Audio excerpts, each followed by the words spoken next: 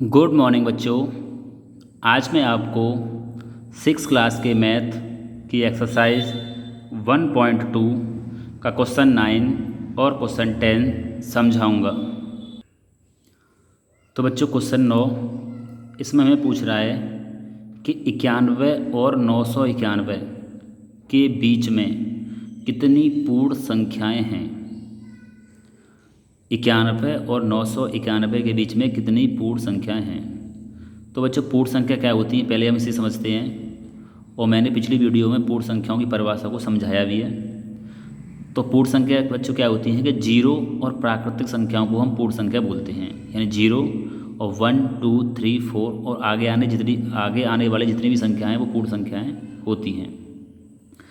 अब इसमें इन दोनों संख्याओं के बीच में जो पूर्ण संख्या आएंगी उन वो कितनी होंगी ये हमें पूछ रहा है। तो इस तरीके से बच्चों अगर हम इसे गिनेंगे, संख्या को लिखेंगे 91 के बाद 92 93 94 और इससे पहले तो हमें काफ़ी समय लग जाएगा। तो इसके लिए क्या करेंगे हम कि इस संख्या में से बड़ी संख्या में छोटी संख्या को माइनस करेंगे। तो 991 में से मैंने 91 को माइनस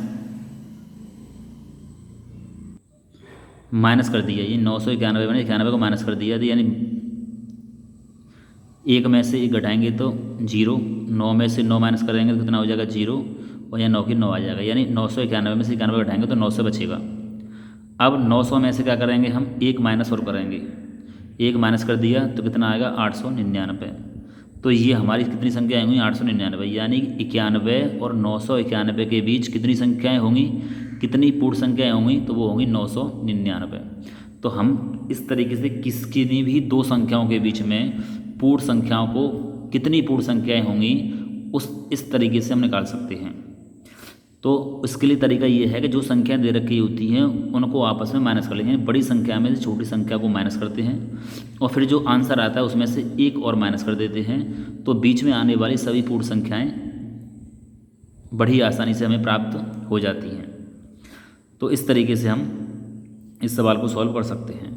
अब बच्चों देखते हैं हम सवाल नंबर 10।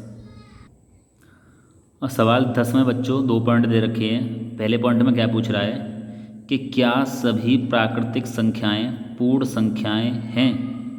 क्या सभी प्राकृतिक संख्याएं पूर्ण संख्याएं हैं।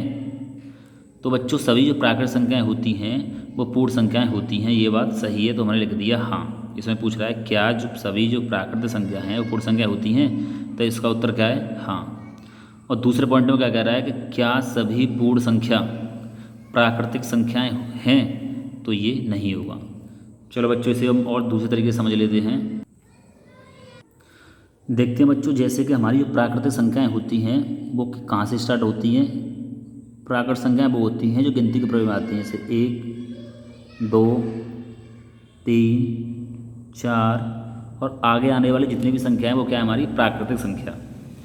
अब ये तो हो गई हमारी प्राकृतिक संख्या, यानी गिनती के प्रयोग में आने वाली संख्या को हम प्राकृतिक संख्या बोलते हैं। अब पूर्ण संख्या क्या होती हैं कि इन प्राकृतिक संख्याओं में अगर हम जीरो और जोड़ दें, यानी कि 1 2 3 और 4 डॉट डॉट डॉट, इसमें अगर हम जीरो और सम्मिलित कर दें तो ये संख्या बन जाएंगी हमारी पूर्ण। ये संख्या क्या सी बन जाएंगे पूर्ण, और ये बन जाएंगी हमारी प्राकृतिक संख्या। तो बच्चों इसमें अगर ध्यान से देखें तो ये प्राकृतिक संख्या तो पूर्ण संख्या में शामिल हैं, क्योंकि ये सभी प्राकृतिक संख्या हैं, लेकिन पूर्ण संख्या इसमें शामिल नहीं है, यानी कि इसमें जीरो है तो जीरो इसमें है नहीं है। तो प्राकृतिक संख्याएं पूर्ण संख्याएं हो सकती हैं, प्राकृतिक संख्याएं पूर्ण संख्याएं हो सकती हैं, लेकिन पूर्ण संख्याएं प्राकृतिक संख्याएं नहीं हो सकती। तो यही इसमें कह रहा है कि क्या सभी प्राकृतिक संख्याएँ पूर्ण संख्याएँ हैं। तो प्राकृतिक संख्या पूर्ण संख्या में सभी सम्मिलित हैं, तो ये क्या है हाँ।